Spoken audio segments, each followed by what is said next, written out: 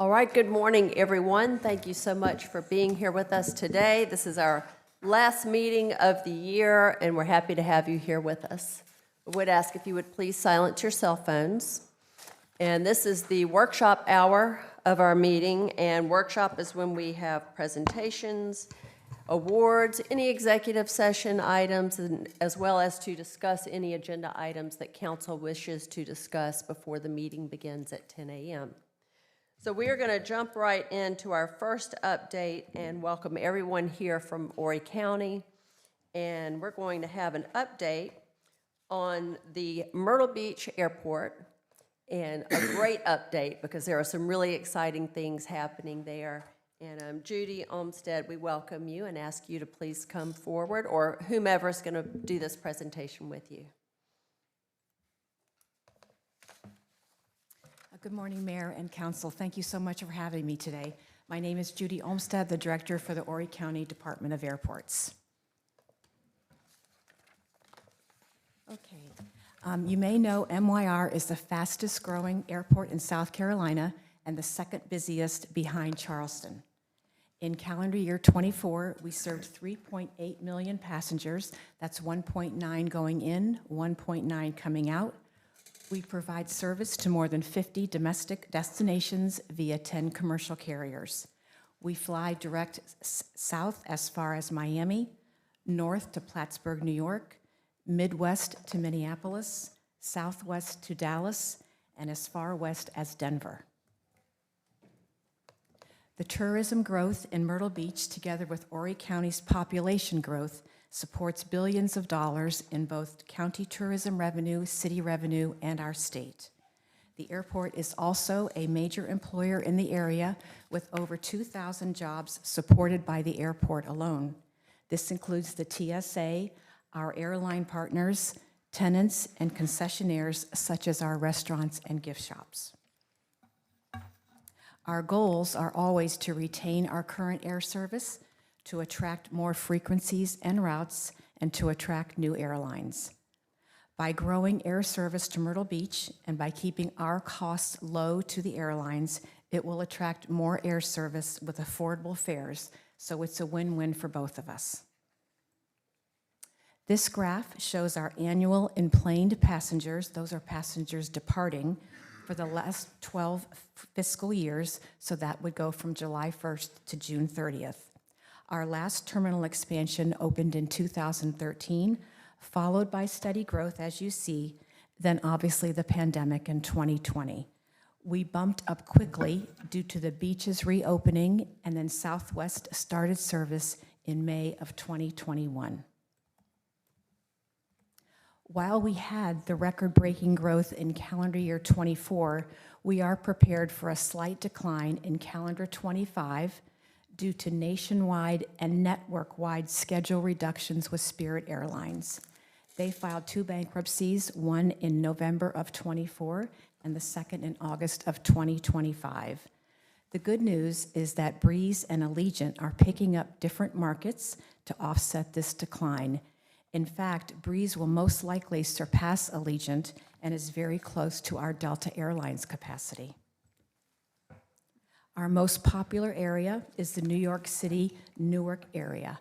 We are trying to increase our Florida offerings, however, and Breeze now goes direct to Tampa, Florida, and of course to the west. At times, we're asked why we don't go direct to destinations such as Richmond or Jacksonville, Florida, and those are just both considered drivable, so the airlines usually don't tap into those local markets. And these projects comprise the major components of our 3-year capital project list. As you know, the terminal was completed and opened last week. Our next significant project will be the full reconstruction of our runway. I'll address that in detail coming up. With 6 new gates, we will need to expand our TSA checkpoint, and we are currently working with an engineer to prepare the design documents. Construction may start in fall of 2026. In addition, we have several projects earmarked, but no specific dates assigned at this time. These include one more outbound baggage belt and planning for boarding bridge replacements as needed. We are also aware of the curb congestion in our summer months and have a specialized traffic engineer working with us on possible solutions. As mentioned, the terminal expansion opened last week, and we had our ribbon cutting, on December 1st. This is 50,000 square feet with a new restaurant, Pizza Hyena, with a slightly smaller menu than the restaurant in Surfside. We have a new Hudson News shop, Shoreline Supply, which offers drinks, snacks, and a good line of CCU apparel and gadgets. With the area's projected growth, we hope this expansion will address passenger needs for the next 5 years. We completed a master plan after COVID to address all facility needs, such as parking, things like that, for the next 20 years. Our runway reconstruction project is estimated at $180 million and is a multi-year endeavor. Currently underway is the administrative phase. This phase includes obtaining permits and business licenses, starting submittals and shop drawings, concrete mix designs, mobilization of the batch plant, and others. We are the second busiest single runway airport in the nation, just behind San Diego. The last runway work was done as an asphalt overlay in 2014. However, the runway is degrading at a rapid pace due to our aircraft mix, the environment, and this increased volume. The construction is expected to begin in February of 2026. The first phase will take 20 months to complete and includes construction of a new temporary runway about 700 feet to the west of the current runway. After completion, all of our traffic will transition to that runway for approximately 4 to 5 months. Following, the temporary runway will then revert back to a permanent taxiway on the general aviation side closest to Market Common. We have divided costs into phases. Phase 1, as you see on the graphic, is on the top, where we will transition over to that shorter runway, 7,300 feet page north, and then the second phase will be in the green, the reconstruction of the full taxiway. The first phase is priced at $80 million, and those prices are finite. We have applied for and received 2 grants to date, totaling $66 million, and we just closed on the second property for DC Blocks for $2.76 million. The remaining balance will be covered by airport revenues. And lastly, Phase 2, also estimated at $80 million, with use of FAA entitlement funds, a bipartisan infrastructure law grant, and state funds, which are pending. The unfunded amount for this second phase is $53.2 million. And that's all I have. I'm happy to answer any questions you may have. Council? No questions? Good presentation. Thank you. Thank you for being here, and congratulations on the new terminal. Thank you very much. Gates. It's a pleasure to be here. Thank you. It's beautiful. Thank you. Beautiful addition to our community and our county, so thank you. You're welcome. Thank you. Yes, ma'am.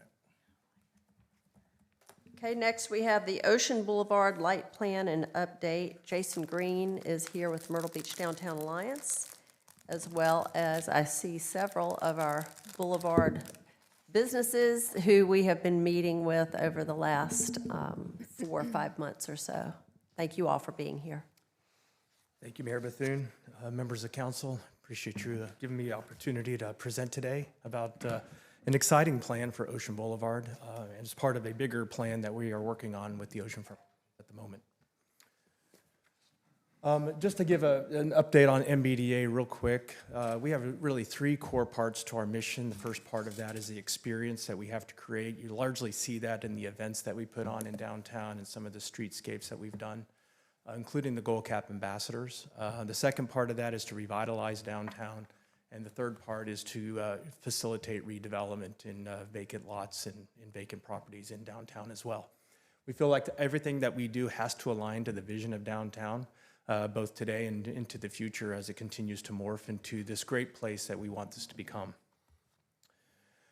This diagram here kind of shows our block plan. It's a revitalization strategy that we had approved from our board in August of this year, and it talks about the idea that we can't revitalize everything at once. We have to focus very specific areas at a given time and plan those things out so that we set ourselves up for success to write state and federal grants that we think are necessary for future revitalization projects that require a great amount of funding. It does not mean, though, that we don't have the opportunity to do quick wins to help present the plan that's appropriate so that we can start moving things along without waiting for the federal and state money to come. So to give an update on Ocean Boulevard revitalization, Mayor Bethune and Mr. Bruger and I have had numerous meetings since June with the oceanfront merchants talking about revitalization of Ocean Boulevard, specifically in the area between 9th and 16th Avenue North, and looking at those areas and what we can do in the short term to be able to substantiate something that can move us forward into the future.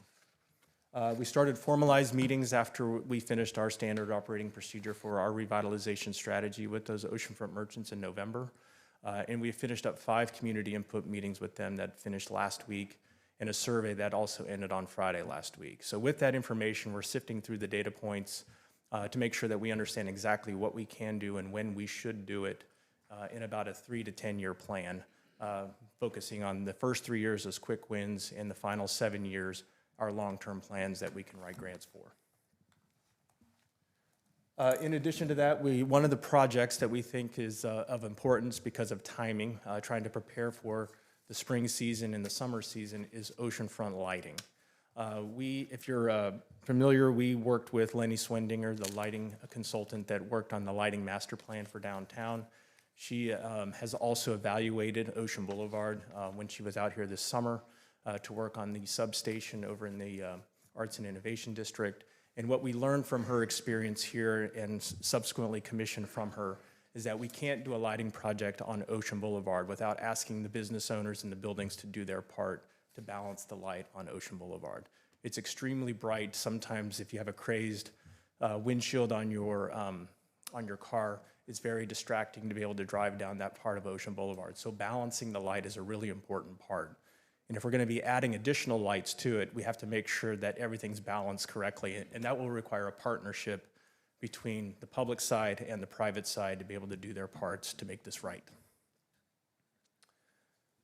So we did some work starting in June. We did some bid solicitation. We found 2 or 3 contractors, 2 of which submitted bids to actually look at this section between 9th and Joe White Avenue as a basis for those solicitations.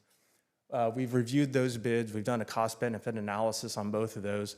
We learned quite a bit from actually the suggestions on what should be done, but also taking in the input from the oceanfront merchants to understand what their desires were and also to make sure we're pointed towards the vision of downtown. In addition to that, as far as the summary of that cost-benefit analysis, we believe this has to be a multi-phase approach. So the area that we're focusing on would be essentially a phase 1 with an unknown number of phases that might happen after that. We also looked at arch design versus single poles. In looking at the analysis of the cost, it looks like arches are less expensive because they can be spaced farther apart and they're more substantial from a structural standpoint to be able to support the wind loads and the DOT requirements that would be responsible for that. In addition to that, we looked at bistro lights that you may see very similar to what you might have in your backyard or in certain restaurants around town. But we also looked at a Fremont Street experience that you might see in Las Vegas as far as an extreme end and what to do with that. The cost of the Fremont Street experience is really, really expensive. The bistro lights seem to be more manageable, but also able to do some maintenance on a local level without having to call in a specialist, which is a really important consideration ongoing. In addition to that, we also provided, or we will provide once we get the lighting assessment from Ms. Swendinger this Friday, recommendations for the oceanfront merchants buildings themselves on what they can do to complement the lighting plan should you decide to move this thing forward.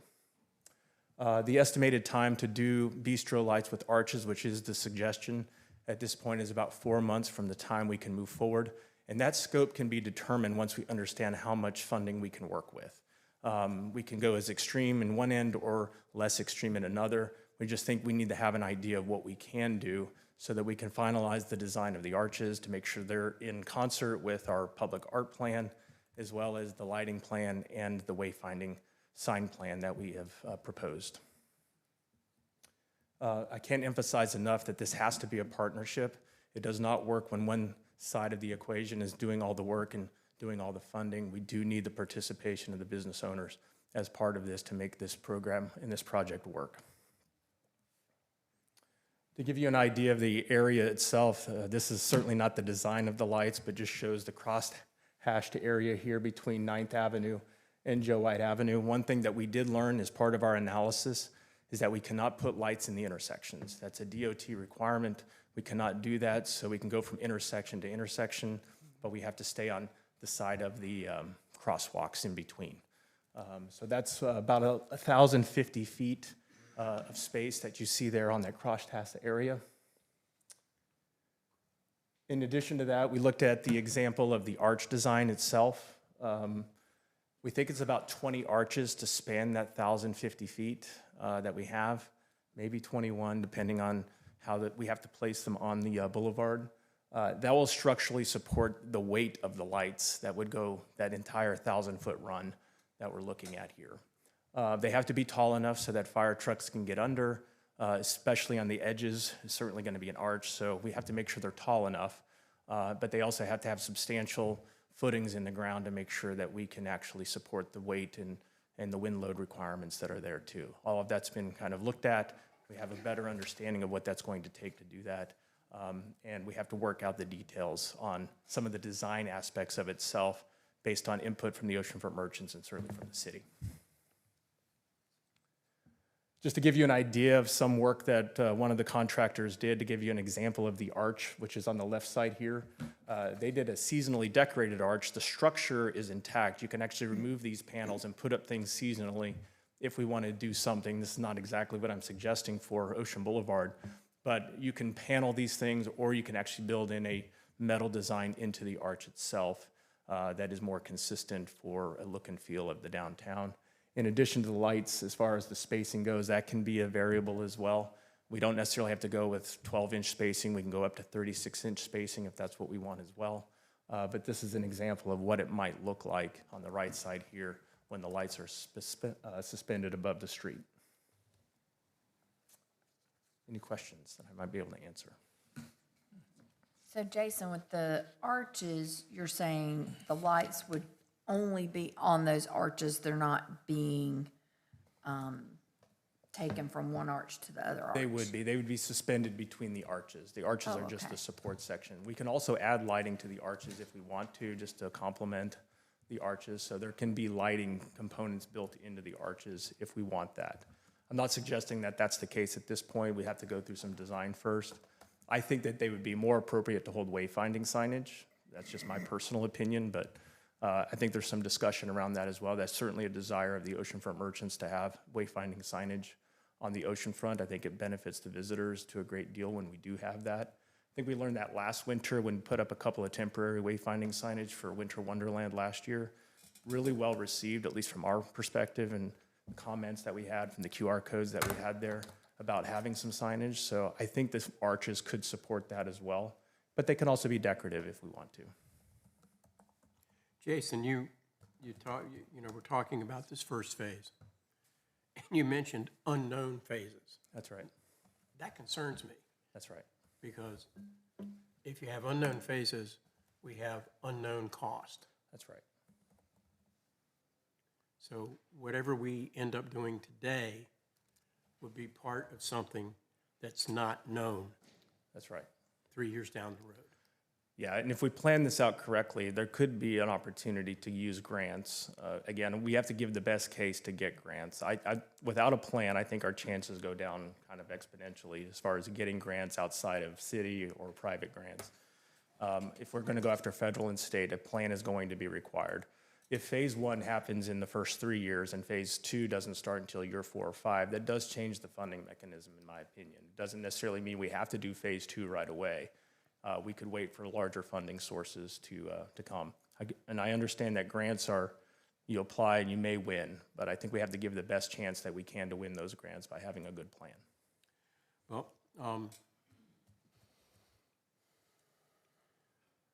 How would you determine those phases? I'm sorry, Bill. I saw the representations that you have. I kind of get that. I've done the Fremont experience myself several times. It is actually fantastic. I can imagine that it would be twice the cost of bistro lights, at least twice the cost. Yeah, the highest estimate we received on the Fremont experience is about $900,000 for that same section. Okay.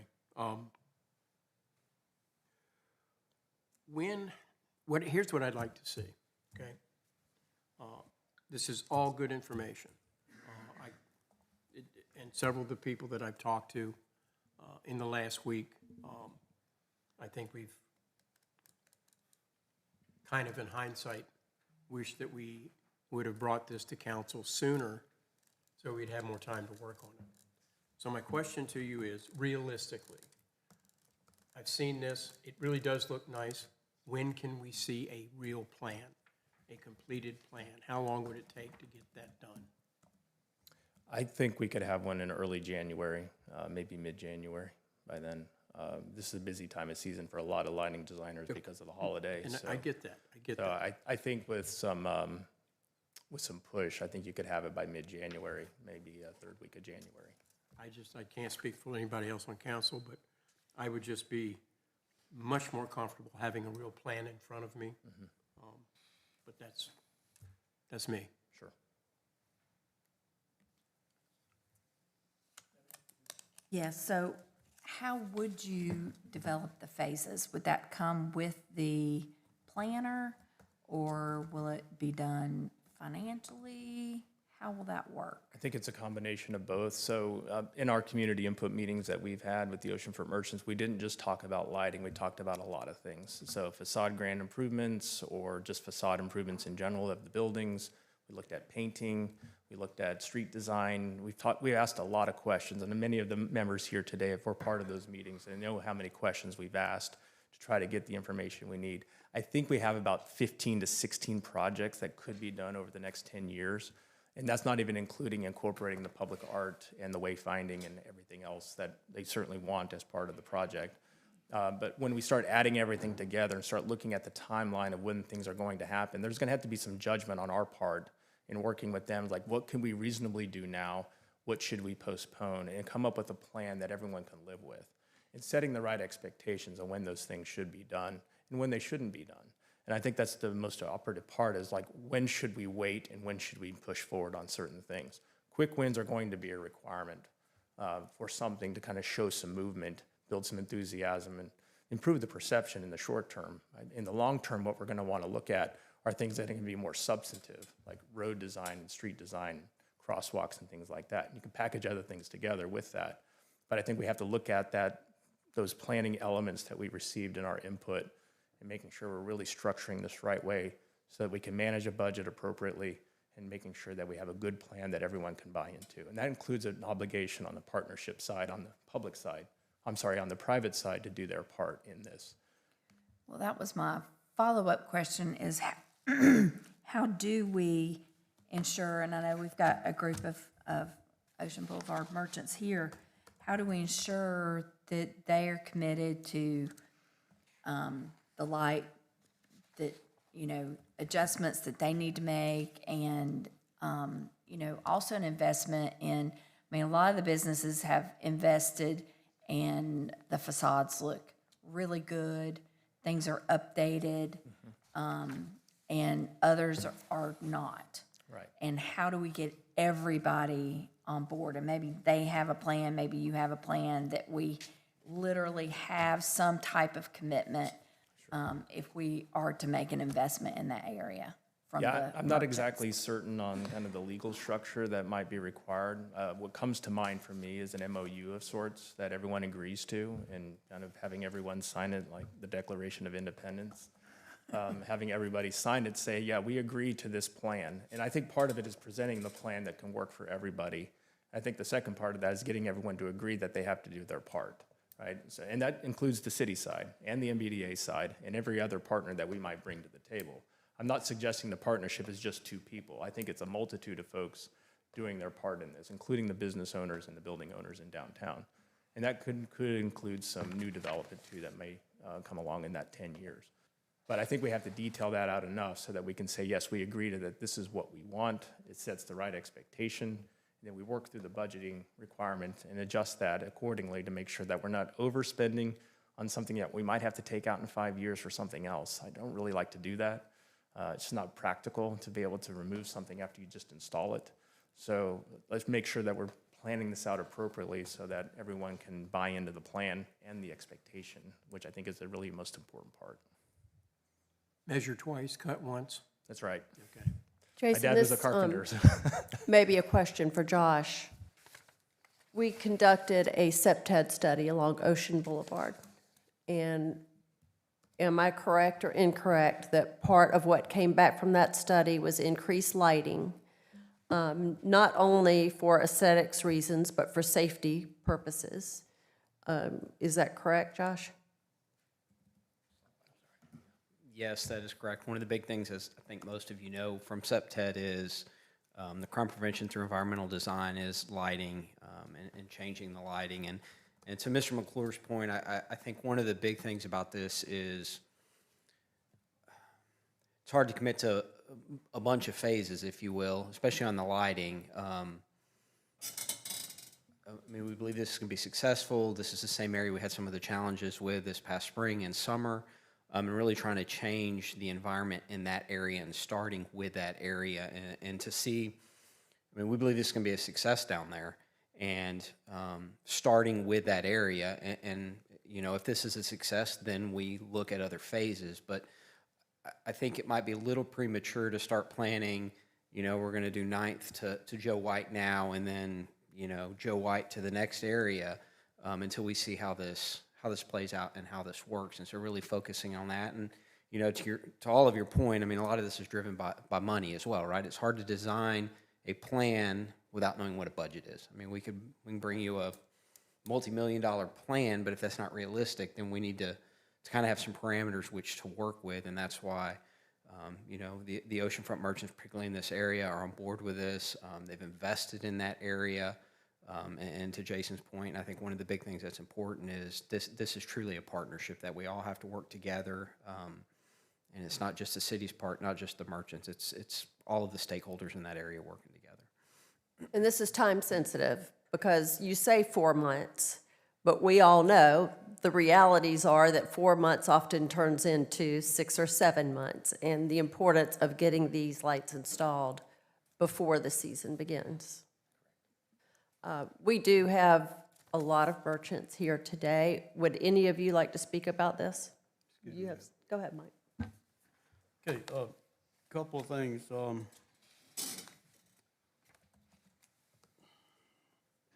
Okay, you talked about the bids. How many bids do you have on just the lighting that you talked about today? We have 2 bids, and actually, one of the bids actually has 2 bids in it. So we have 3 essentially from 2 different I'm contractors. talking about specific bids for the section between 9th Avenue North and Joe White. Yep, 3 bids. 3 bids. 2 are from one contractor because they did bistro lights one way and another way. So they have 2 bids in one bid. And then we have a 3rd bid from a different contractor. Okay. So let me ask this question one more time. How many bids do you actually have for the single lighting that we're talking about today? I have 3 bids Right. for this section. But a couple of bids include 2 different things, Right, all right? that's correct. So I'm trying to figure out, is that the 2 contracts that you say have two different lighting situations in the bid? Are there actual separate bids in those contracts for A and B, so to speak? Yeah, Or so is it a yes, combination? one of the bids has 2 options. One option is a lesser grade light that's only white. Another one has multicolor. That's in one bid that we received. The other bid is the Fremont Street experience with the arches. And the analysis, and analyzing both of those, that's when we determined that the arches is the least cost relative to poles, and that the bistro lights were least cost compared to the Fremont experience. And that's where we're kind of where the number kind of falls in between the bids that we did receive, what we're suggesting at this point, so that we can finalize what the final design would look like. Okay. So that's at $500,000. That's what we believe it will be. Wait, say that again? That's what we believe it will be. That's what you believe it will be, or is that what it will be? Or do we have a way of, I think once we finalize the design, we'll have an exact cost. We just don't have one at this time. okay, so we're asking today for us to vote on $500,000, correct? That's correct. And it might be much more than $500,000. I think we can limit the scope to make sure that we stay within a budget allocation. We just have to make sure that we understand what parameters we're working in. And I think that's the reason to, you know, let's see a more, Josh, I hear what you say. I really do understand it. But, you know, phase 1, let's just look at that, which is, I'm calling this lighting project phase 1. That's right. To have that more complete plan will give me a much better feeling knowing exactly what we're getting into. Sure. And then also the cost of that moving forward. You don't just put it up. That's right. You're going to have to maintain it. There's the energy cost that's going to be part of this. And so I think those are the other parts, at least for me, that I would like to see. Okay. I mean, and I'd agree with that, and you also spoke about having possibly having a finalized plan by January, next month? Mm-hmm. Well, okay, wouldn't it be better if we continued this today and heard the finalized plan and see what it looks like? Let me say this here, there's nobody in this room wants to support the downtown more than I do. I promise you that. I want to see this happen. Because I will tell you this, Josh, you're exactly right on what that study shows. And proof of that is when, a few years ago, when Flag Street was as dark as it was, and there was all kind of issues on Flag Street. We went in and got Santee Cooper to come in there and put new lighting in, and now you can stand at 8th Avenue North and you can see the First Avenue because of the lighting at night. And that's proof that lighting does work. And so I support this lighting idea. I'm just kind of saying, well, you know what? Let's see what the real plan is, and then let's see how much it's really going to cost, because I do agree, one thing that I haven't heard anything about, we always talk about what it's going to cost to do something, but we never talk about what the cost is going to be once we have it. Sure. And then what's the partnership there with that? And also in your phases, Josh, you talked about from Joe White going north. Well, let me tell you this here. The darkest area on that boulevard, for the most part, is from 8th Avenue North to 3rd Avenue South. So when we start talking about going phases any further, I think we definitely need to be looking at going south. Sure. Because there is quite a bit of lighting going north compared to what's on the south end. Going south of that. I am all about this. One question I do have, you talked about making sure that the height of the arches where the fire truck can fit under. That sounds really great, but there are service trucks that comes down there that those boxes are actually higher than a fire truck. So are we talking about being able, because that's how the boulevard, all those places down there get serviced is on the boulevard. So We'll have gotta to make sure evaluate that, those too. things are high enough for those trucks as well, correct? Yeah, we will make sure. Okay, all right. There again, I support the concept 100%. I want to see some type of lighting improvements down there, but at the same time, it's kind of hard for me to say, okay, I can do this today without, number one, a plan, and without, number two, okay, I hear what you're saying about getting all these, getting the money from the state and from the federal government. You know, all that sounds good, but, you know, it's never really good till you have the money in your pocket. That's right. And so until money like that comes along where you have it in your pocket, then we've got to fund that somehow or another, and I want to make sure that this funding, and I think we need to look at more than just the city with business, and the business owners. I think this is an excellent opportunity for the chamber to get involved with some funding as well. So I'm all in, except I just want to hear, and I've explained it to a couple of business folks, that I just want to hear and see the real plan. I want to see what this actually looks like versus, well, these are possibilities. That makes sense? It does. And I don't want to wait till February or March. If you can have this done in first meeting in January, that'll be great. Let's hear it, let's see it, let's vote on it at that time. I agree, because there is a sense of urgency, and we understand that. We really do. So let's move as quickly as we can. Okay. I think what's important is for the business owners see that council is committed to seeing Ocean Boulevard lighting improved. And if any of you would like to speak, you're welcome to come forward and share your thoughts with us. But yes, please. While he's coming up, let me And ask. make sure you introduce yourselves also and your business Jason, affiliation. stay here for a second, hold on. The base of these arches, I'm trying to figure out how wide it is. I think wide. Like, how much sidewalk is this gonna take up? It really depends on the real height to find out exactly how far I guess the standards have to get into the ground so it doesn't sway back and forth. That's really gonna dictate the height is really gonna dictate that. So Because we don't, I'm sure the it'd be merchants 5 don't or 6 want, feet based on a modest height. So we have to make sure we evaluate that and make sure that it's going we to. can't take up 5 or 6 feet of sidewalk. Yeah, but they're thin, so it won't take up the sidewalk. It'll be lateral to the kind of curb, if that makes any sense. And that's what the plan will show. The plan will show that. I'm just trying to, I mean, there's schematics on here I'm trying to figure out. There are lots of measurements, but one of the measurements that's not on there is how Good question. Greg. wide they are. And I see they're like 13 feet, 6 inches high in the center, 10 feet on the edges. It just doesn't show how much sidewalk it's gonna take up. Less than a trash can. It's gotta, We'll have to get an exact measurement of that once the design process begins.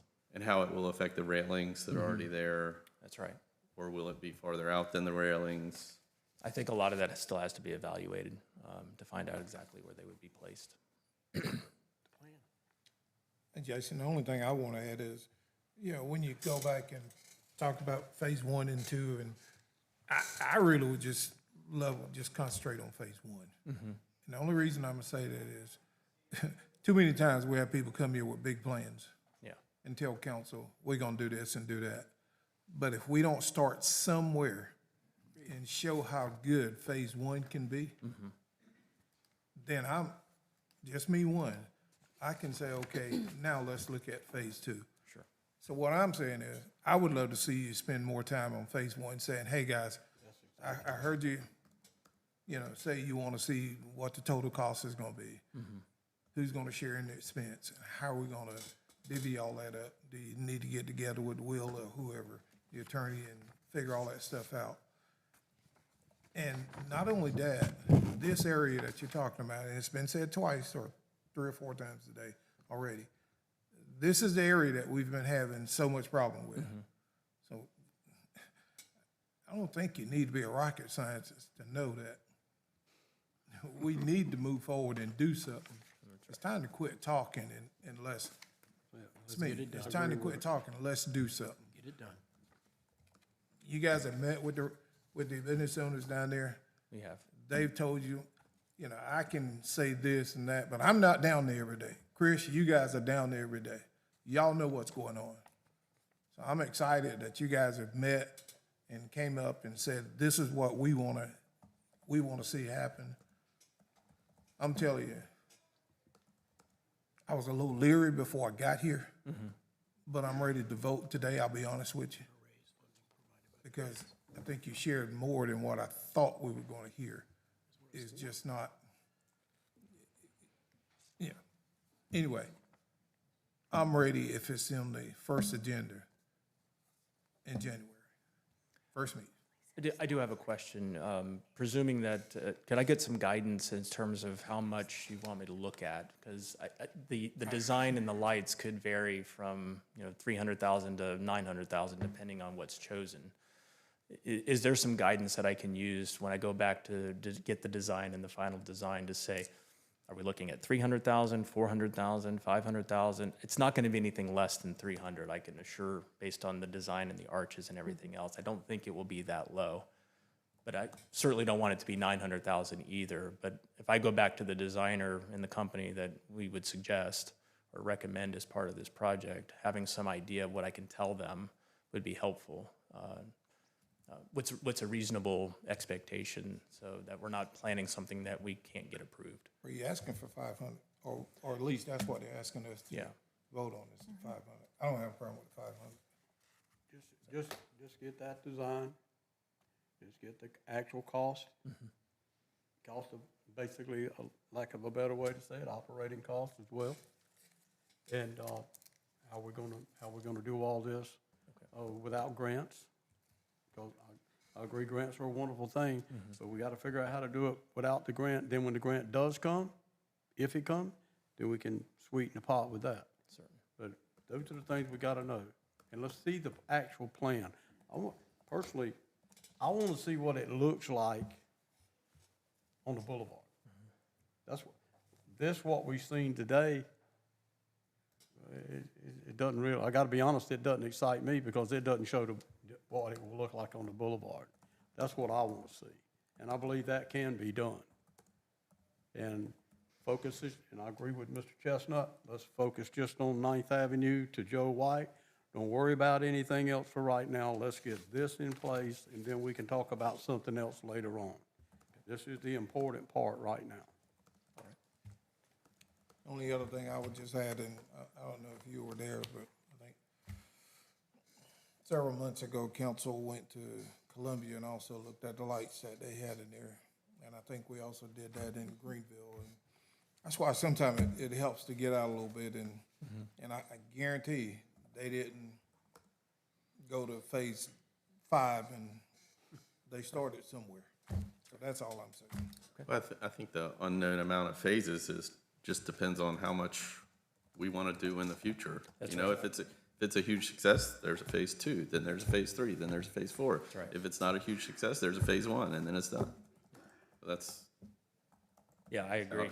I think if phase 1 doesn't yield the results that we're looking for, then there's no sense in doing a phase 2. But if it does yield the results we're looking for, then a phase 2 planned out in advance actually makes sense from a fundraising perspective, I think. That's just me personally, just from my federal and state experience. Yeah, and Mr. Louder talked about going south. You're already planning on going south. Your picture in here is 7th to 6th. So they've already got ideas to go south. Please. 8th to 7th, excuse me. Hi, I'm Nick Blake. I am with Riptides, also with Beach House Bar and Grill, Bums Beach Cafe, and Mo Moons. I could definitely say that all of the business owners and stuff, we've been collectively meeting with several different people over the last couple months, with you, Mayor, Josh, the police department, everywhere. And I can tell you 100% that all of us are fully committed to get Myrtle Beach back to the way it used to be. I've lived here since I was 2 years old, moved here when I was in 1998. And growing up as a kid, everyone always came down here. It was safe, it was fun, and it was so family-oriented, and I think we've lost that over the last couple of years. I think all of us business owners do realize that this is not going to be the fix-all to all the problems that's down there. We realize that 100%, and we know that $500,000 is a lot of money. I think what's important is to show not only the tourists, but more importantly, the people that we really love and care about is our local community. Our local community needs to see that we are actively and attempting to make changes, and that word is going to get spread around, and it's only going to create tourism to skyrocket from there. The lighting samples that Jason has gotten, Jason has been working really hard to get these for us and stuff, and us as business people, the Fremont lights and stuff looks amazing. I mean, who wouldn't want that here? But it is a lot more money, and from a business perspective, we would much rather have a local company come fix the lights that we do want to do rather than having an out-of-state company, because we all know, some things might not go the way it needs to. If one section is out, it might take a couple days for that out-of-state, people to come in, whereas we have local people and they're here to fix it. But all we're asking, and, we do respect your, opinion on is, waiting to get the final, overall look of what it would be, and we totally understand that. But we really would like to start here and then gradually throughout the years just get Myrtle Beach back to the way it used to be, and get our local community, to come down there in the off season. Our off season business has plummeted like crazy, because the boulevard has just gotten such a bad rep over the last couple of years, and it's really embarrassing and it's really upsetting to hear when a local says, "Oh, I don't want to take my kids down there." We are a family-friendly tourist destination, and let's keep working hard to get Myrtle Beach back to the way it used to be. So So thank you for your time. Thank you. Thank you. Yeah, absolutely. Thank you. And I want to thank all of you who have been meeting with us. And I want council to understand, this is not a plan that Jason came up with, that Josh came up with. This is their plan. They have been putting their time and their effort into these meetings, and they've been bringing ideas forward. And I think that's important. So thank you all. And I hope what you're hearing is that you have council's support. They just want a more complete plan before they vote on the money, but we'll see how that goes today. But I do thank you for being here and for everything you've done. All right, thank you, Jason. Thank you. Does council have any agenda items you want to discuss before we break before our meeting? All right, meeting will begin at 10 a.m.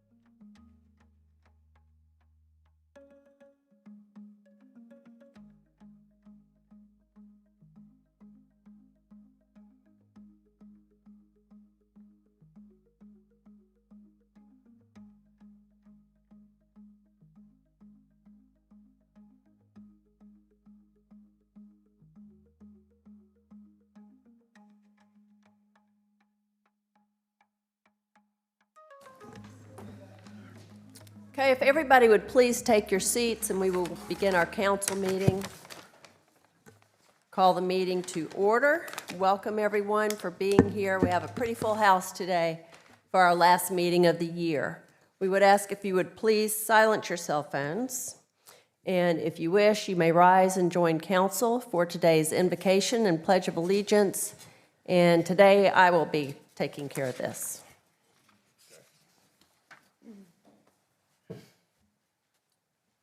Gracious, loving Heavenly Father, we thank you for all of the blessings that you bestow on us. We thank you for the strength that you give us, the peace that you give us. We thank you for this season of light and love and of Christmas. God, we gather here to do the work of our community, to serve a community that we all love. We ask that in the future that the incoming council and mayor will do so with dignity, with honesty, with civility, and integrity. Father, I pray for your continued protection and hedge of protection and coverage of our first responders, that you will be with them and keep them safe and be with their families. I lift up the Myrtle Beach community, Horry County, our state, and our nation. Because, Father, you are in control, and we trust in that. Thank you for this day. I thank you for this time. I thank you that you have allowed us each to serve. And I pray this in your Son's holy and precious name. Amen. Amen. I pledge allegiance to the flag of the United States of America And to the republic for which it stands, one nation, under God, indivisible, with liberty and justice for all.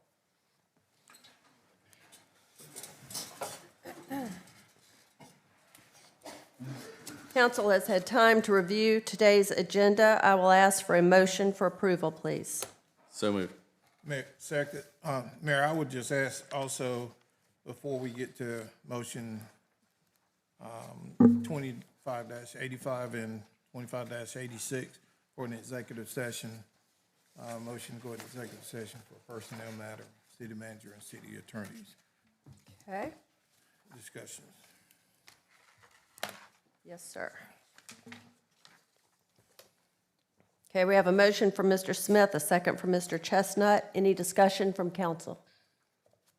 Any discussion from the public? All those in favor? Aye. All those opposed? Motion carries. The approval of our meeting minutes from November 12th, 2025.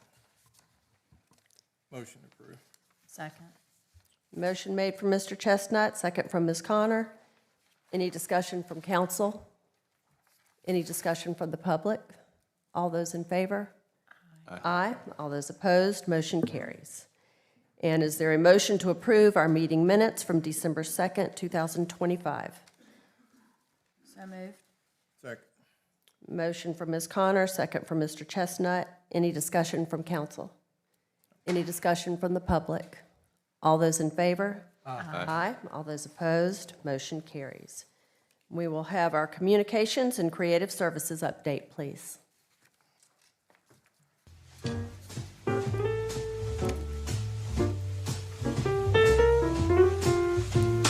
Hey City Council, Erin Bowling here with your last communications update of the year.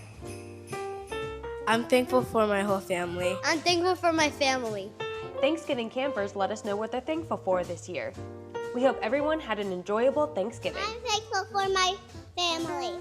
Speaking of Thanksgiving, more than 1,500 runners signed up for the 19th annual Myrtle Beach Turkey Trot. Thank you to our parks, police, and fire crews for your help. 2, 1,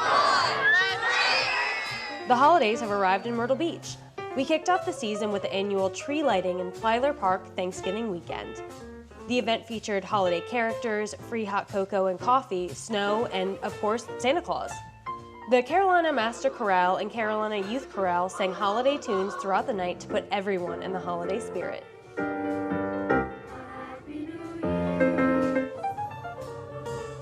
The Garden of Hope tree lighting was also a hit. As usual, hundreds of kids met Santa Claus and enjoyed holiday music, live entertainment, hot cocoa, and cookies.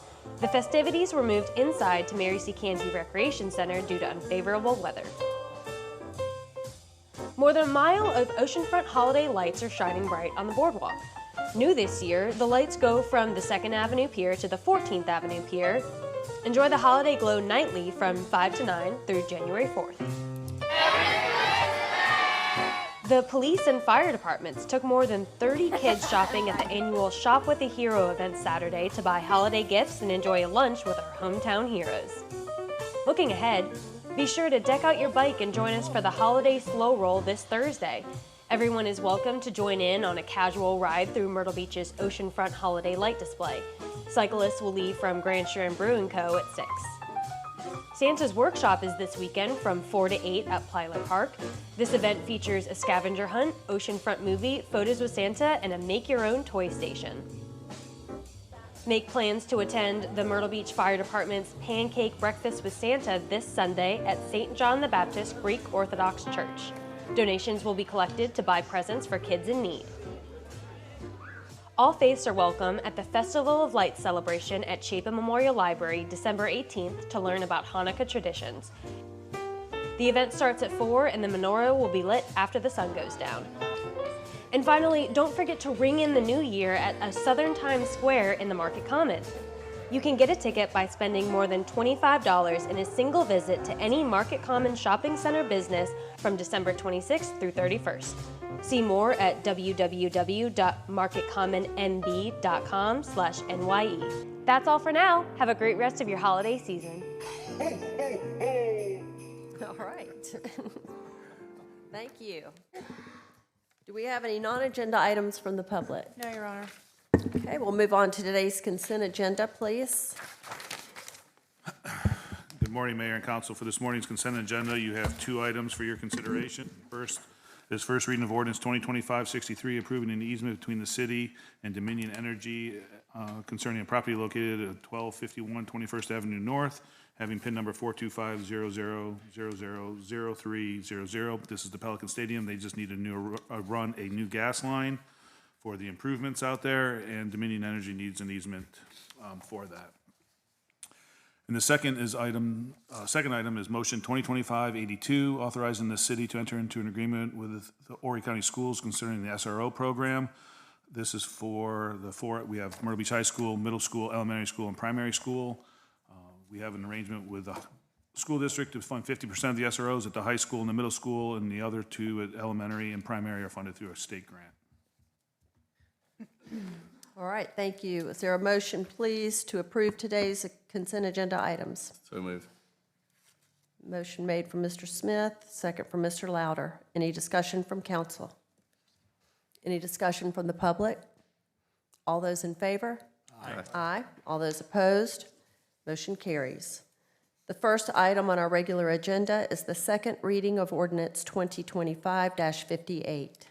Second reading of ordinance 2025-58 to annex .64 acres off 29th Avenue North, PIN number 42406040011 and 0012, and to rezone the property from Horry County Highway Commercial to Myrtle Beach 29th Avenue Spiritual Center Planned Unit Development. Morning, Mayor, members of council. Good morning. Second reading, there has been no changes, but I'd be more than glad to give a quick overview if you would wish. I think for the benefit of the public, if you would do that, please. The next three items all go together. The first 2 are the annexation request. It's the two blue lots, two lots highlighted in the blue are the first annexation request. The next annexation request is the lot highlighted in pink. Again, this is a simple annexation request. The PUD approval is contingent upon the annexations. Next item shows the entire PUD, which includes the requested annexed lots on that. So you've got 3 items here before you today. I know only one's been read into the record, so we'll have to get the other 2, but all 3 are connected.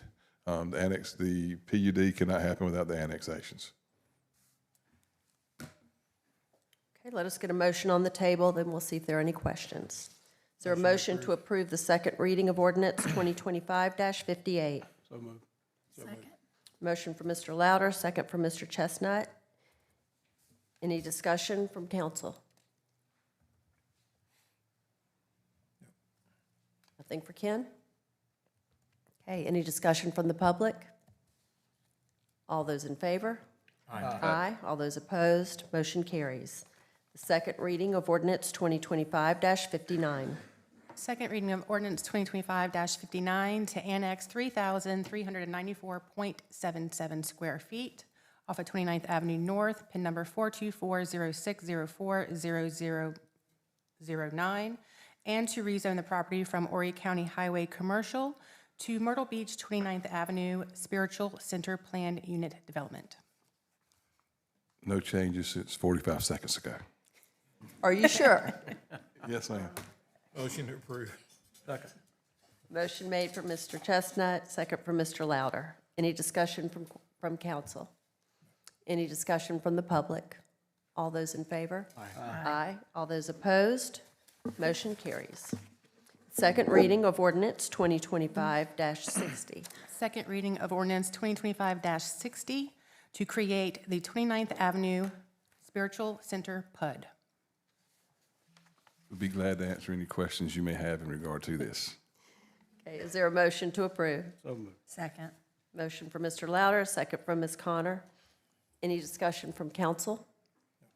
Any discussion from the public? All those in favor? Aye. Aye. All those opposed, motion carries. Thank you, and if I don't see all y'all again, have a Merry Christmas. You too, Ken. Thank you. Second reading of ordinance 2025-61.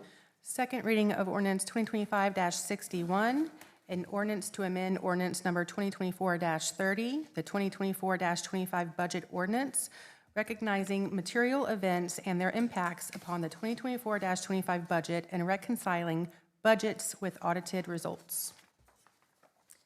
There's been no change since first reading on this ordinance. There's only one actual adjustment to the budget this year, and that is where we are requesting that council appropriate $1.5 million to shore up the health insurance fund. That will come from the general fund balance. We'll end the year with a general fund balance of just over $50 million. That is 38.6% of our recurring expenditures. Now, that is the total fund balance. Our unassigned fund balance is going to end around $46 million, which is just around 36% of our recurring expenditures. All right, thank you, Michelle. Is there a motion to approve the second reading of ordinance 2025-61? So moved. Motion made for Mr. McClure. I believe I heard Mr. Louder made the second. Any discussion from council? Any discussion from the public? All those in favor? Aye. All those opposed, motion carries. The second reading of ordinance 2025-62. Second reading of ordinance 2025-62, providing for the issuance and sale of City of Myrtle Beach, South Carolina limited obligation bonds, stormwater revenue pledge, Series 2025, in the aggregate principal amount of not exceeding $26 million, prescribing the form and details of such bonds and other matters relating thereto. Again, no change since first reading.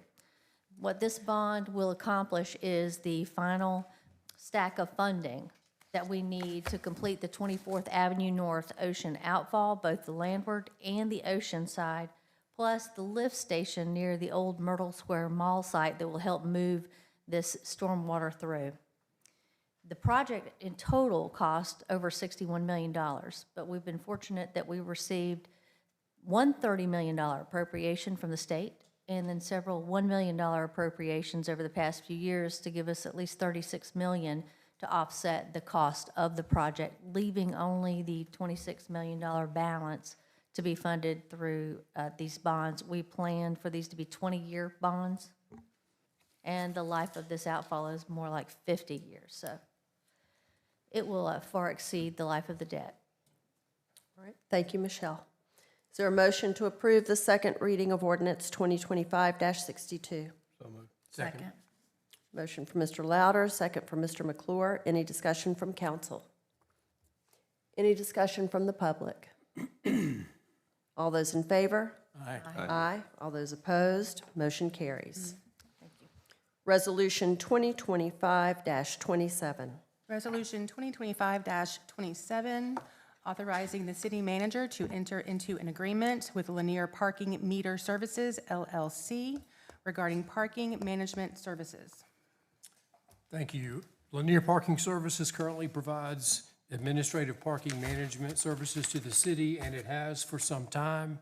The current arrangement with Lanier, however, expires at the end of this year. Resolution 2025-27 authorizes the city manager to enter into a new agreement with Lanier. The proposed new agreement simply continues the city's current relationship with Lanier.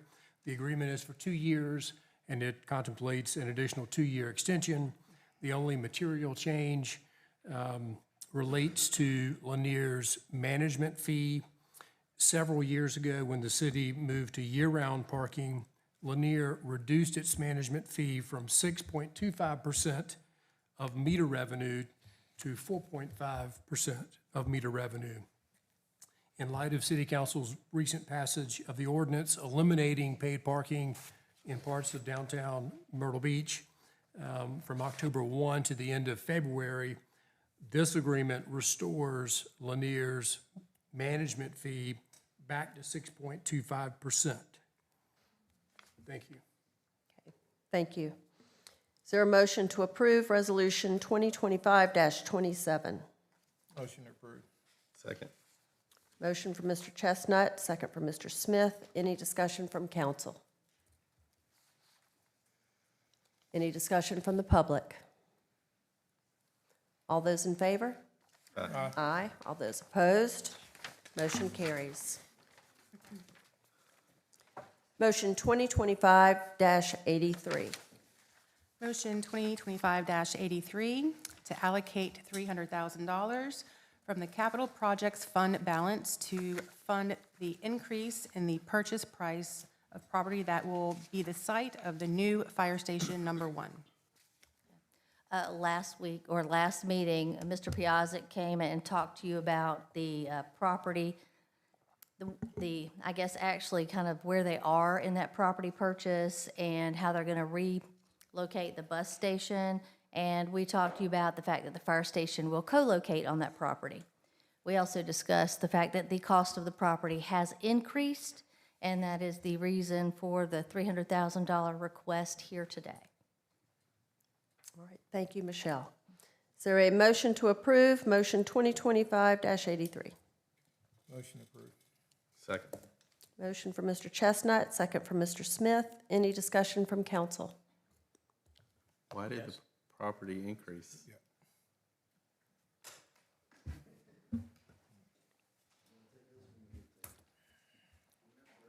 All right, Mr. Piasek is here to address that.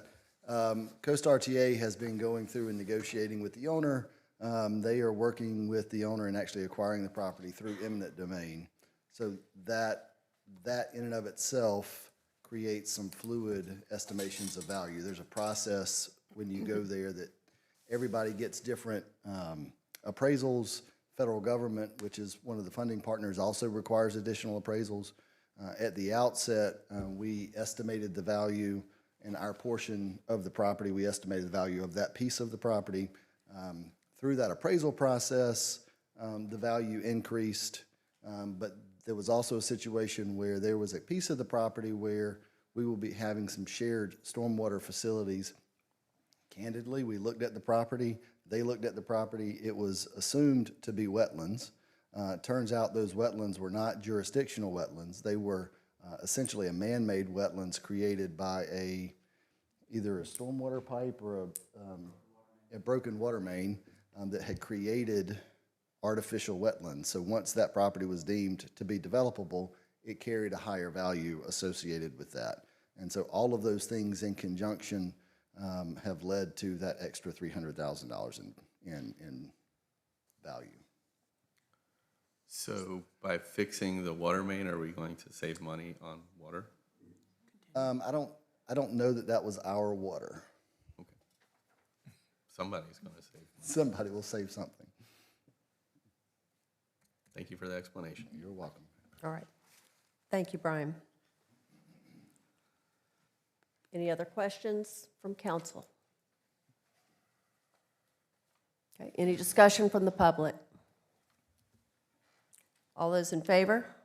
Aye. Aye. All those opposed? Aye. Okay, let's do this by show of hands, please. All those in favor, please signify by raising your hand. Those opposed? Motion carries. Thank you. Motion 2025-84. Motion 2025-84 to allocate $500,000 from the Capital Projects Fund balance to fund decorative lighting along Ocean Boulevard. This motion really is an answer to Jason Green's presentation this morning and the discussion that you had about the Ocean Boulevard lighting. The fund balance in the Capital Projects Fund does have the capacity through the increased delinquent tax collections and interest over the past couple of years. So the fund balance from the Capital Projects Fund is available for this and the previous $300,000. Motion approved. Second. We have a motion to approve from Mr. Chestnut, second from Mr. Smith.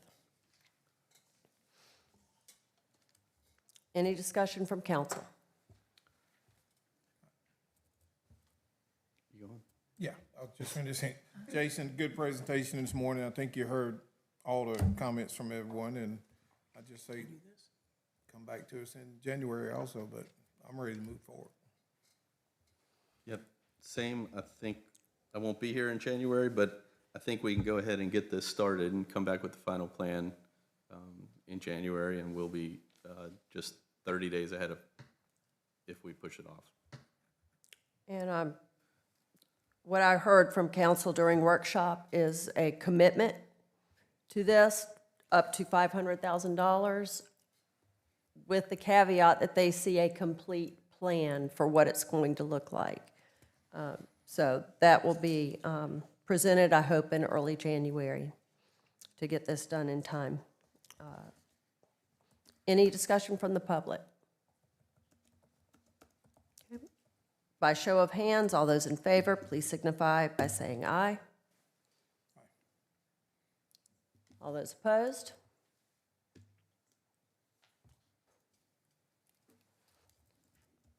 Motion fails.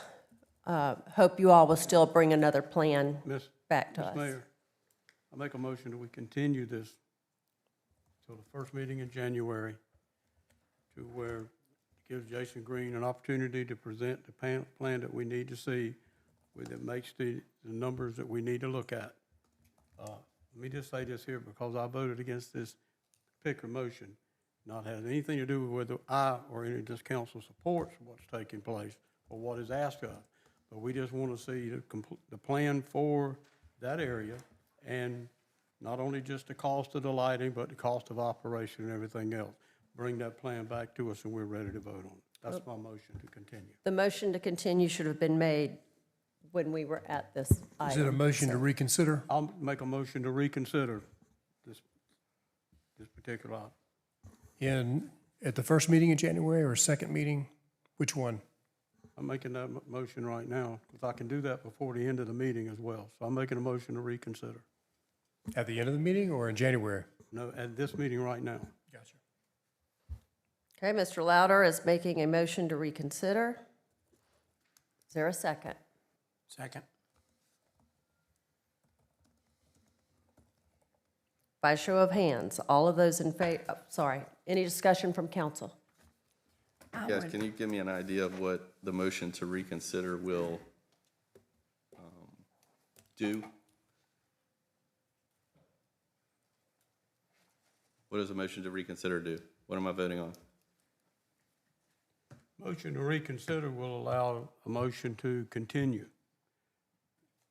That's the purpose of this motion to reconsider.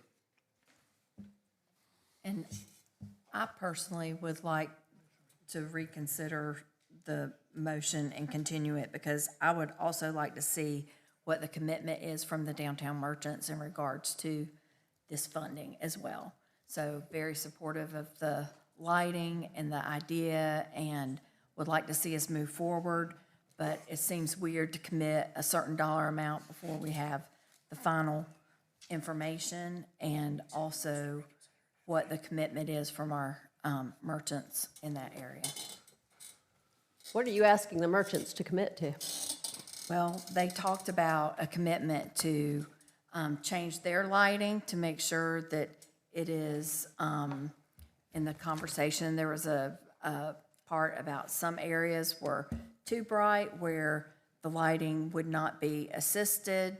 In other areas, it's very helpful because the light, there's needing to be more light, and also a commitment to fix broken facades and those types of things in that particular area. I did not hear the merchants say that. I think council needs to understand that not all of the merchants on Ocean Boulevard are here today. Yeah. And they cannot make a commitment for people who are not here. Yeah. Greg, was your question answered?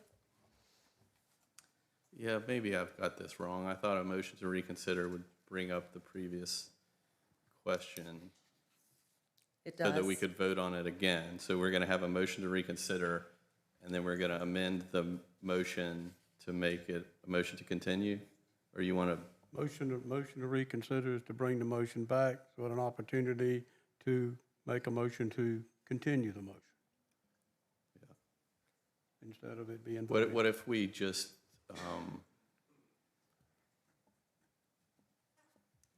well, we are. And I know this is the only way that can take place. Yeah, I'm just saying if we made a motion to reconsider and we reconsidered it right now and we voted to approve it with a caveat that you would, because I won't be here, you would vote on it again in January to release the funding. That way they would have, more direction, more information from us that we would be able to do it. I would like to put something forward now so they're not in limbo until the first meeting in January. And then if you want to finalize it in January, I think that would be okay. I would even be okay with us, I would be okay approving it contingent on a final plan being presented to us. Well, we read that into the discussions. But it's not clear here. Not part of the motion. It'll be part of the minutes. I understand that, but it wasn't Not part of the motion. Okay, any other discussion from council? Any discussion from the public? Anyone?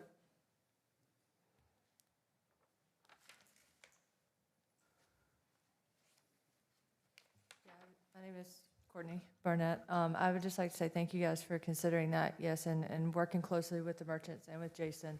I can guarantee you we'll have something, better planned laid out for you. So if given an approval today, we will 100% have something that can say concrete in January to present to you guys. So we appreciate your thoughts on this, and we're hoping for a yes.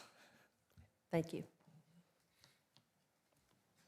Okay, by show of hands, all those in favor of the motion. Oh, sorry, Alex, didn't see you over there. Alex Fogel. I'm not at all opposed to the concept of improving the lighting down there.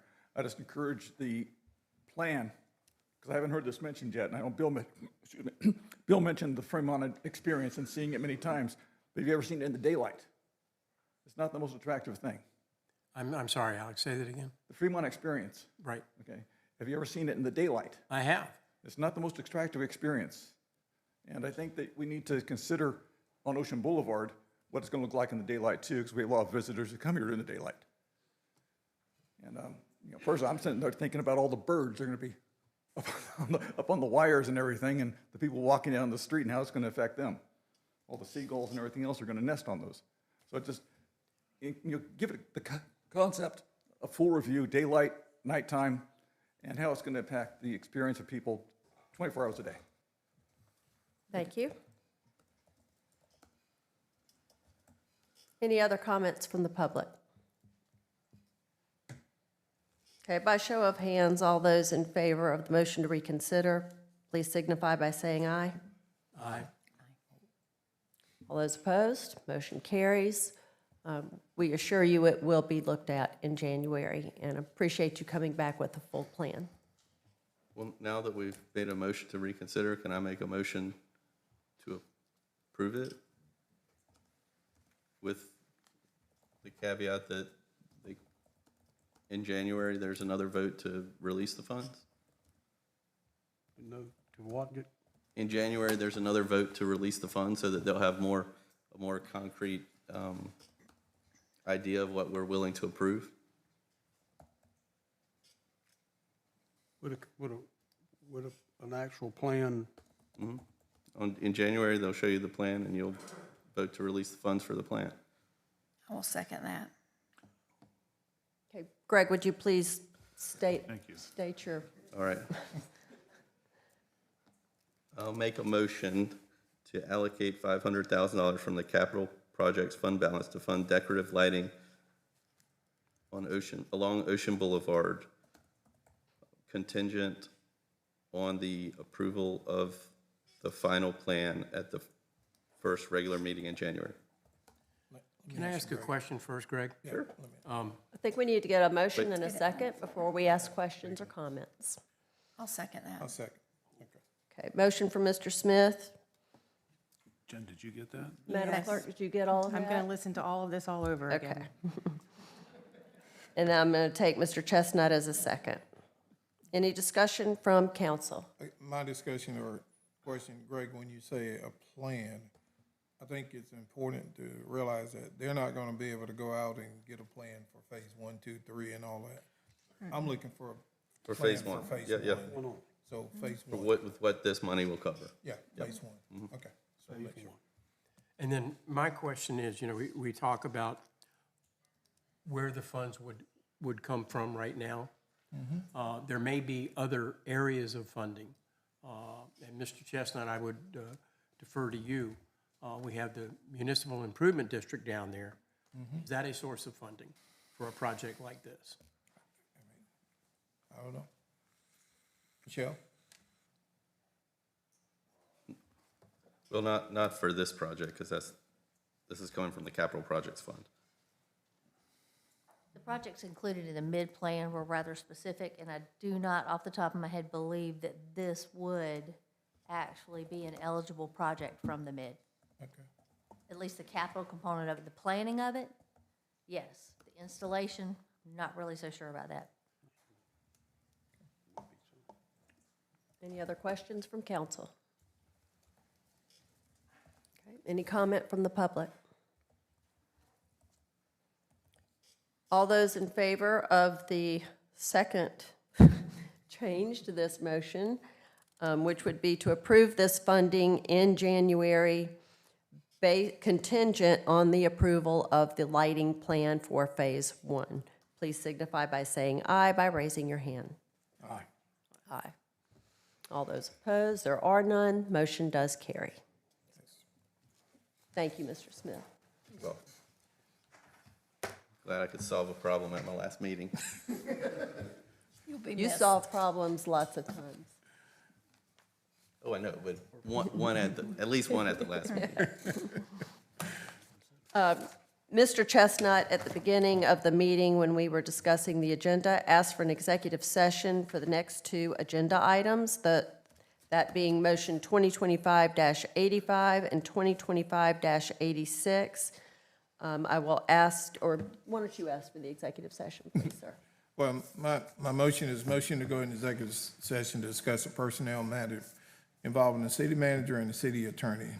And that audience be limited to members of council. And we can go in the side room or, We can go in the side room. that's fine. Okay, is there a second? Second? Okay, any discussion from council? Any discussion from the public? All those in favor? Aye. Aye. All those opposed? Motion carries. Council will be in executive session.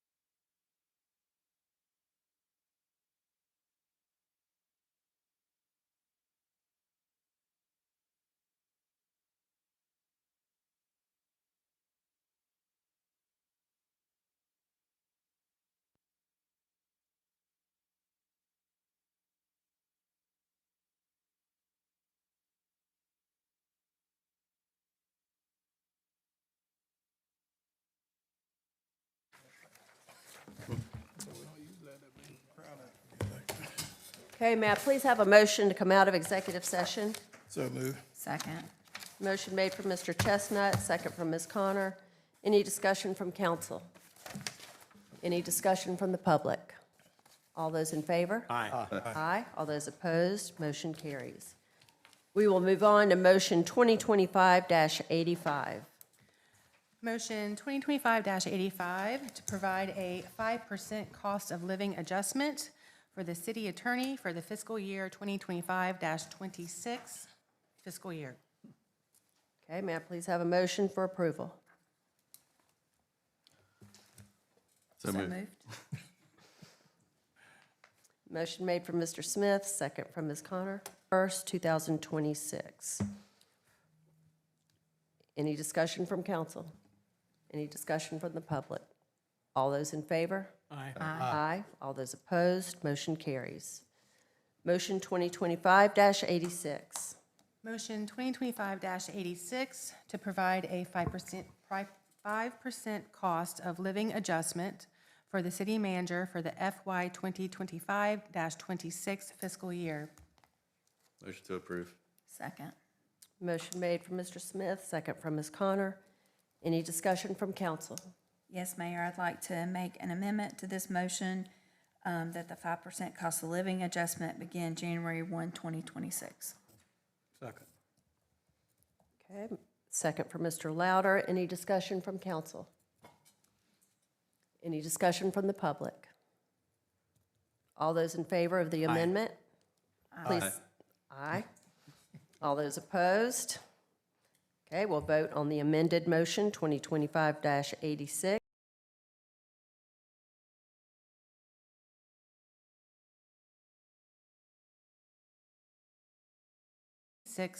South Carolina Code of Laws, 2001. Is there anyone here who represents or owns any of these vehicles? Okay, may I have a motion to declare? Motion to declare. Is there a second? Second. Second for Mr. Mr. Chestnut. Any discussion from council? Any discussion from the public? All those in favor? Aye. Aye. All those opposed, motion carries. Do we have any non-agenda items from the public? Yes, Your Honor. Mr. Joe McVeigh. Joe McVeigh. Yes, sir.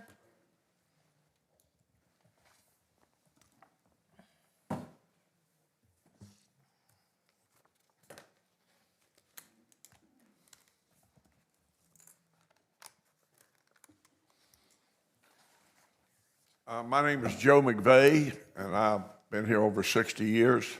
I think all of you know me or know of me, and I'm the one that got the clock for you all for the 3 minutes. So I should call it the McVeigh clock if you'd like. And this will be your last opportunity, Mayor, to throw me out, and I'll do it within 3 minutes. I want to welcome the new members, and I see a lot of familiar faces here. They're going over the history of what's happened in the last 8 years is not going to make this a better town. It's not going to get us back to where we were. It's not going to get us back to being a family beach. But what we need to do is move forward with new ideas and straighten this town out. And always remember that we're here for one reason and one reason only: Big Blue, the ocean. I learned that many years ago from one of the businessmen in this town. You can't compete with Big Blue. You can coexist with Big Blue, but if you want to build things 2 blocks away and spend $300 million to build an arts and crafts center, it's not going to compete. You can't even put pinball machines over there and compete. You can't put miniature golf over there and compete. It has to be on the ocean, or it has to be part of the ocean.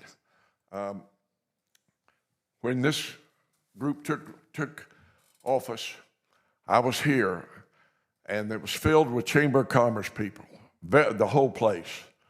And the mayor, on the second meeting, they voted for 10 more years of a free gift for our leaders and our owners, the Chamber of Commerce.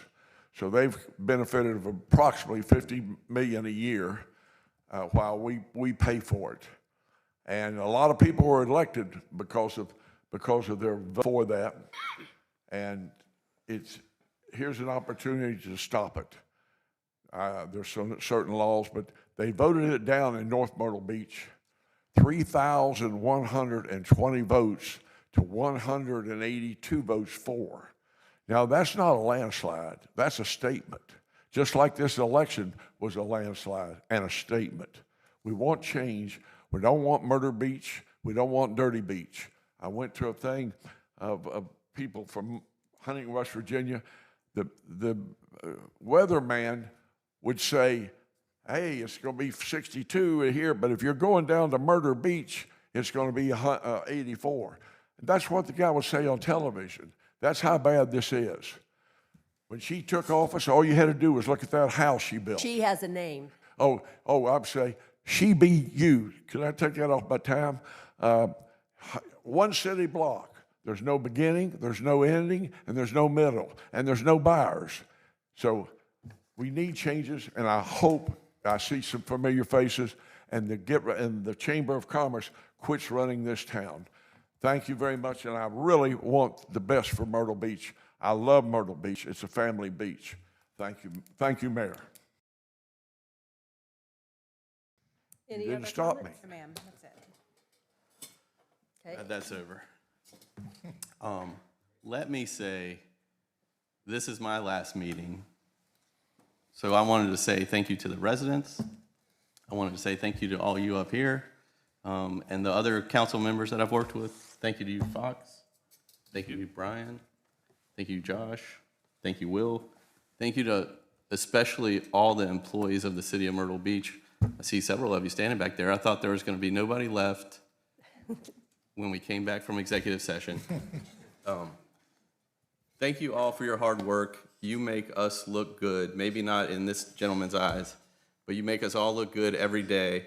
And then when bad things happen, you take the fall, and we appreciate you. Your work matters. Keep it up. I'll still be here. I'll still be working to make Myrtle Beach better. And thank you all for all of your. See every single day how hard you work. And you do it with your heart and your soul and with passion and with dignity and pride and with honesty and integrity, and that means the world to our community. You make the city of Myrtle Beach what it is, regardless of what a few loud voices have to say. We know that we have a great organization, a great community, a great city, and that is because of all of you. And thank you for allowing me to serve. It has been my greatest honor. Thank you. Thank you.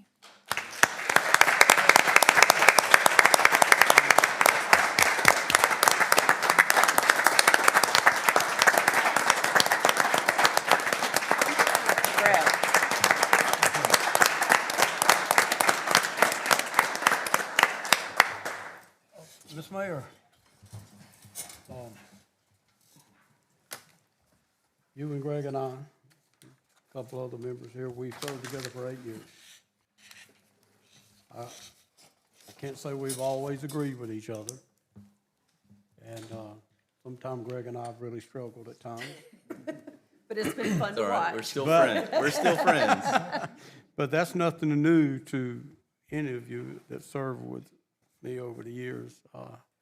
I'll admit I can be a little headstrong at times. But I will say this, that even when we didn't agree, even at times when some of those disagreements were a lot stronger than others, it's like a former council member said one time, you do have to vote your conscience. And everybody that serves on this dais for as long as I've been a citizen of Myrtle Beach, since 1960, tell my age a little bit, 69. I came here as a rising sophomore in high school.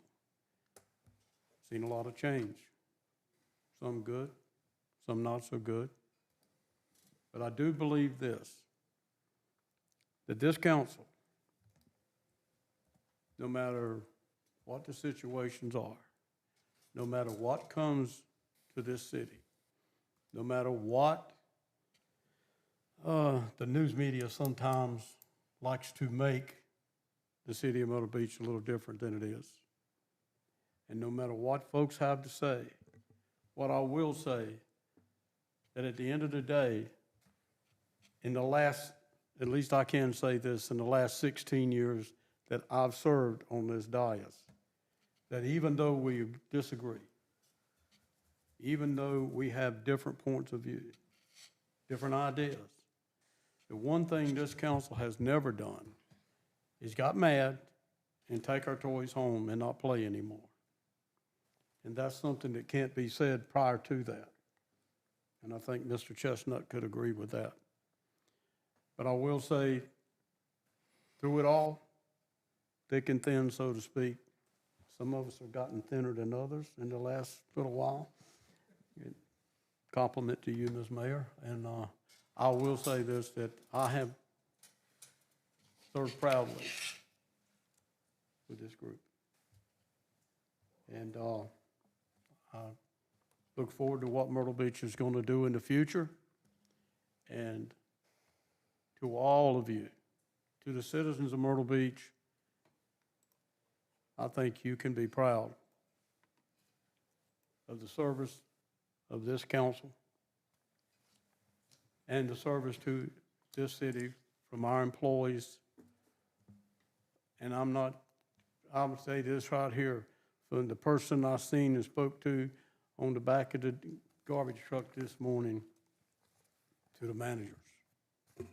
You all do an outstanding job. And there's no city in this state that I know of that has a better staff of employees than the city of Myrtle Beach does. And I'm proud to be a part of this. And thank you all. Thank you, Mike.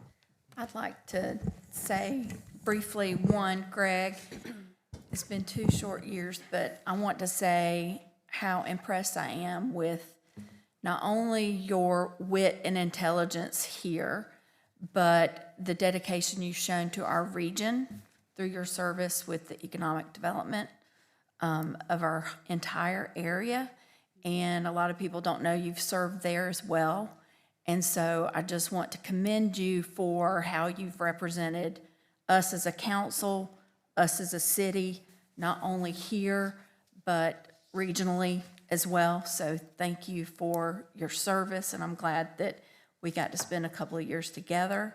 And Mayor, I want to thank you for your vision for Myrtle Beach, that your vision that you set forth 8 years ago for this city is something that you've shown over and over again has come from your heart. And I want to thank you for that. Thank you. That won't stop. I'll continue to serve this city as long as I live. All right. No, I'm not done. You know, it's sort of bittersweet. Let me say it that way. Okay. I know that elections have, y'all should have did this, or you shouldn't have did that. But that was the problem. Why didn't y'all do it? Then when we go do it,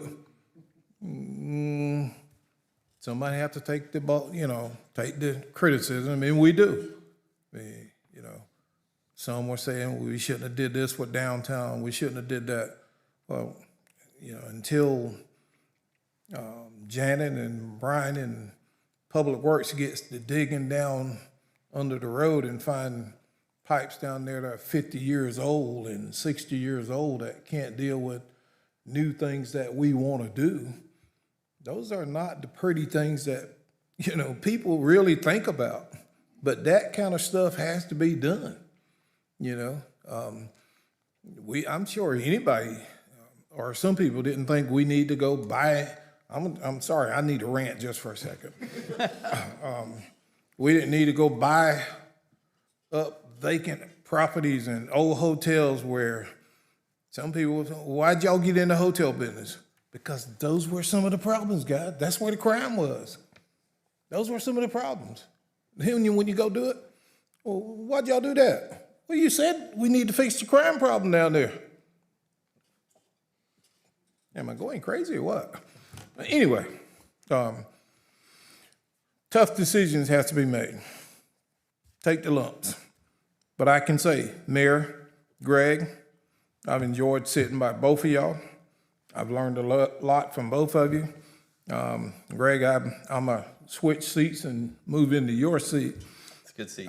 I know, it's a good seat. I'm looking forward to the next 2 years sitting over in that seat and trying to ask the questions, and I won't be as quick as you are on a lot of things, so, but I'll do my best. Mayor, I'm still gonna every now and then reach out and ask you a question. I know you're not going nowhere. I've seen your dedication. I've seen Greg's dedication over the past several years. I've been to the NLC with you guys. I've been to the Municipal Association with you guys. Mayor, I know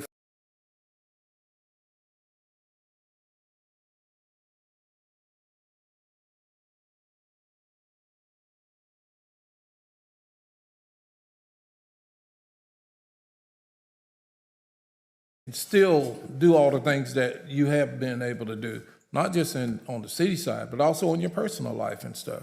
I'm just saying, yeah, election without a shout.